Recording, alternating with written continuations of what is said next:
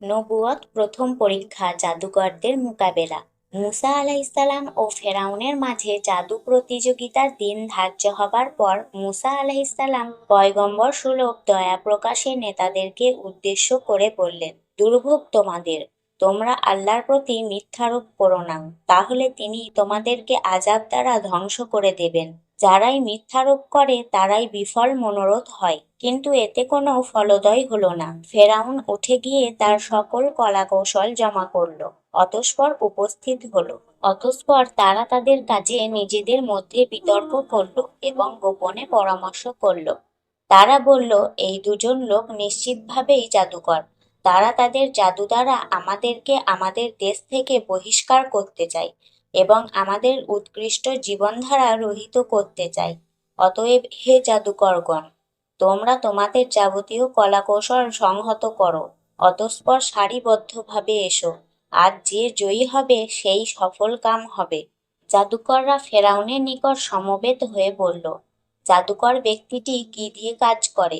সবাই বলল, সাপ দিয়ে। তারা বলল, আল্লাহর কসম, পৃথিবীতে আমাদের উপরে এমন কেউ নেই যে লাঠি ও রশিকে সাপ বানিয়ে কাজ করতে পারে। অতএব আমাদের জন্য কি বিশেষ কোনো পুরস্কার আছে যদি আমরা বিজয়ী হই? ফেরাউন বলল, হ্যাঁ।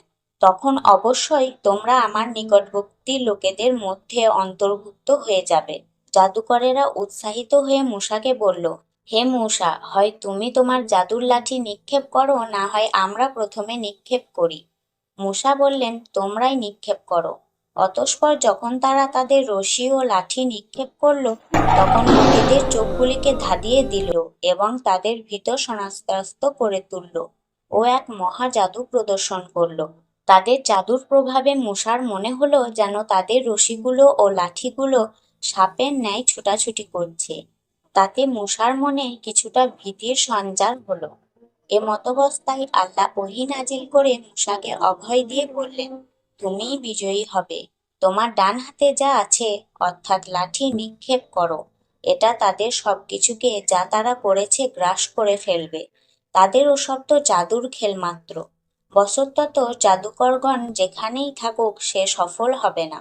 জাদুকররা তাদের রশি ও লাঠিসমূহ নিক্ষেপ করার সময় বলল, ফেরাউনের মর্যাদার শপথ, আমরা অবশ্যই বিজয়ী হব। তারপর মূসা আলাইহিসসালাম আল্লাহর নামে লাঠি নিক্ষেপ করলেন। দেখা গেল তা বিরাট অজগর সাপের ন্যায় রূপ ধারণ করল এবং জাদুকরদের সমস্ত অলীক কীর্তিগুলোকে গ্রাস করতে লাগল। এই দৃশ্য দেখে যুগশ্রেষ্ঠ জাদুকরগণ বুঝে নিল যে মূসার এই জাদু আসলে জাদু নয়, কেননা জাদুর সর্বোচ্চ বিদ্যা তাদের কাছেই রয়েছে। মূসা তাদের চেয়ে বড় জাদুকর হলে এতদিন তার নাম শোনা যেত, তার ওস্তাদের খবর জানা যেত। তাছাড়া তার যৌবনকাল অবধি সে আমাদের কাছেই ছিল।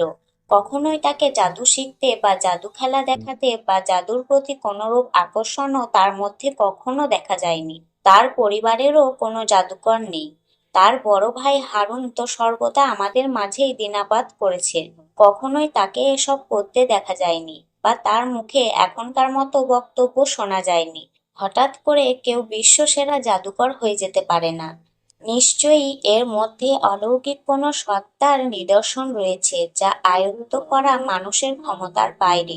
এ সময় মূসার দেওয়া তাওহীদের দাওয়াত ও আল্লাহর গজবের ভীতি তাদের অন্তরে প্রভাব বিস্তার করল।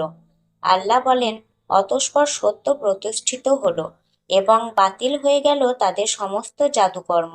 এভাবে তারা সেখানেই পরাজিত হলো এবং লজ্জিত হয়ে ফিরে গেল। অতঃপর তারা সেজদায় পড়ে গেল এবং বলে উঠল, আমরা বিশ্ব চরাচরের পালনকর্তার উপরে বিশ্বাস স্থাপন করলাম, যিনি মূসা ও হারুনের রব।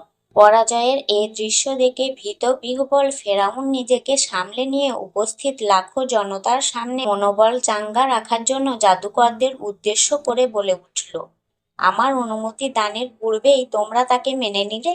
নিশ্চয়ই সে তোমাদের প্রধান যে তোমাদের জাদু শিক্ষা দিয়েছে।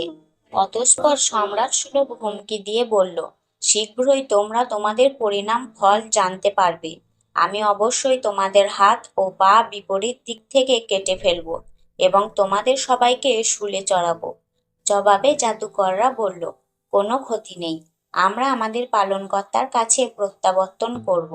আশা করি আমাদের পালনকর্তা আমাদের ত্রুটি বিচ্যুতি সমূহ ক্ষমা করবেন। উল্লেখ্য যে জাদুকরদের সাথে মোকাবেলার এই দিনটি ছিল 10ই মুহররম আশুরার দিন।